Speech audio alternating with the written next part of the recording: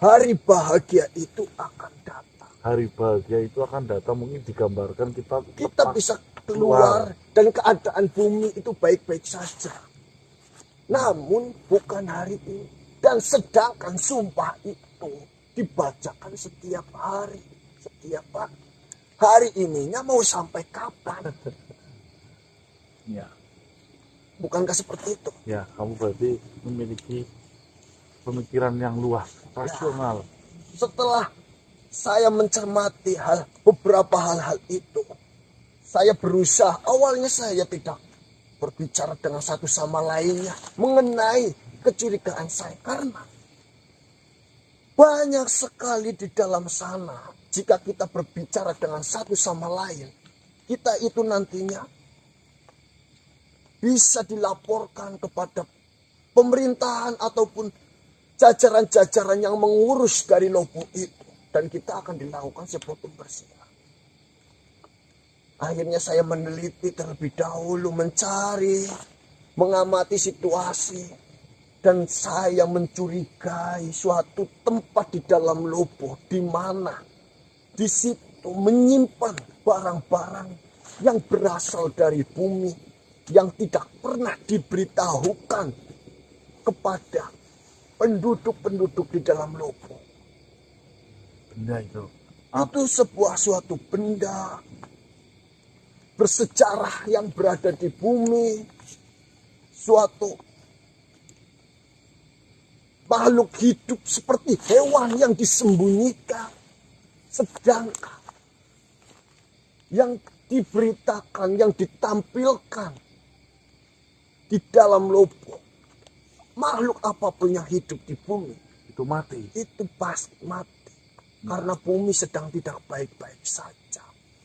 Seolah-olah ada rahasia besar yang disembunyikan oleh penguasa Lopo. Sampai akhirnya saya bertemu dengan Petrus pada saat itu. Dia pun sedang mencari hal yang sama dengan saya. Anehnya manusia, setiap makhluk yang terkena hukum pembersihan, mereka adalah orang-orang ataupun makhluk-makhluk yang pernah mengatakan bahwasanya bumi di permukaan itu indah, tidak seperti yang digambarkan di dalam Lopo. Benar. Itu kan suatu ancaman, karena di situ mengandung sebuah ajakan agar orang sadar. Ya, bagi pemerintahan Lopo tentunya itu adalah sebuah ancaman. Ya, wajar saja daripada nanti semuanya sepakat mending dicabut dengan akarnya langsung, dengan cara dibuang dari gedung Lopo itu sendiri. Yang menjadi heran kita di sini, saya sendiri juga tidak pernah sekalipun melihat makhluk yang bernama Welek Sambikala itu. Sedangkan Welek Sambikala adalah pimpinan tertinggi yang berada di dalam Lopo. Bahkan dia yang punya. Bahkan dia yang memiliki tempat itu. Yang biasa menjalankan tugasnya itu hanyalah tangan kanannya saja. Nah, kita hanya pernah didengarkan suara dari Welek Sambikala saja. Namun tidak dengan bentuk wujudnya seperti apa. Suara maksudnya melalui apa itu? setiap ada pengumuman, Welek Sambikala yang selalu berbicara di dalam sebuah penyambung suara, ya, pengeras suara. pengeras suara. Sebenarnya di dalam Lopo itu sangat canggih manusia. Mungkin apa yang ada di dalam Lopo itu juga belum tentu ada di bumi ini.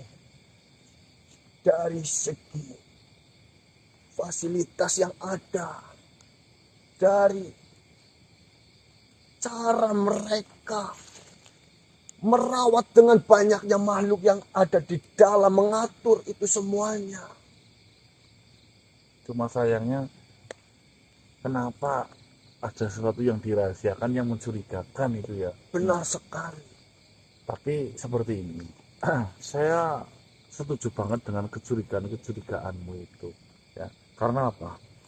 Saya meyakini tidak mungkin Welak Sambikala melakukan itu dengan cuma-cuma.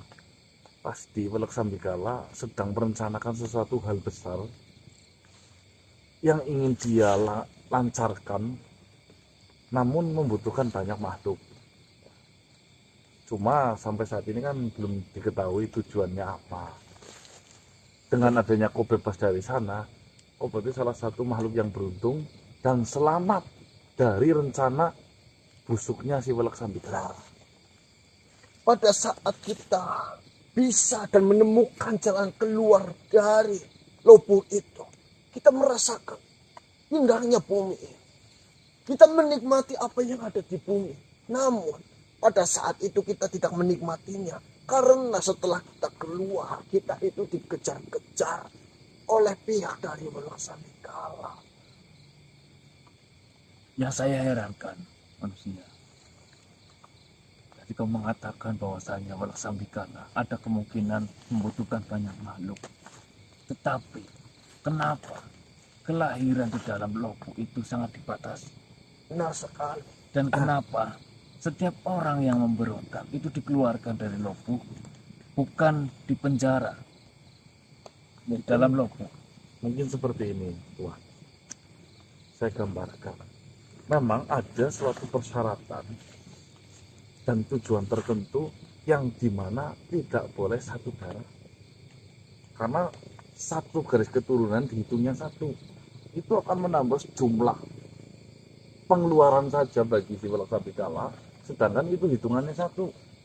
Karena satu zuriat, satu golongan darah. Ya. Mungkin saja sebagaimana demikian rupa Welak Sambikala membangun dan membuat itu dengan jumlah yang nanti ingin ditargetkan oleh Welak Sambikala dengan darah yang berbeda-beda. Itu juga bisa Masuk akal. Itu masuk akal. Karena saya pernah mendapatkan sebuah kabar mengenai sebuah persyaratan ilmu kanuragan, juga ada yang menggunakan hal-hal seperti itu. Yang serupa dengan itu. Ya. Nah, terus kalian ini sebenarnya itu siapa? Apakah kalian tidak takut kalian masuk ke dalam lubuk itu? Sedangkan berita yang beredar pada saat itu sedang banyak manusia yang berdatangan. Seperti ini. Tuan Samonggaling. Sebenarnya saya tidak ada kaitannya apapun dengan yang namanya lubuk atau Welak Sambikala. Namun entah kenapa hati ini benar-benar tergugah ketika saya mendapatkan sebuah kabar dari seorang pimpinan di desa, di mana ada salah satu masyarakatnya itu hilang di wilayah Sondemala.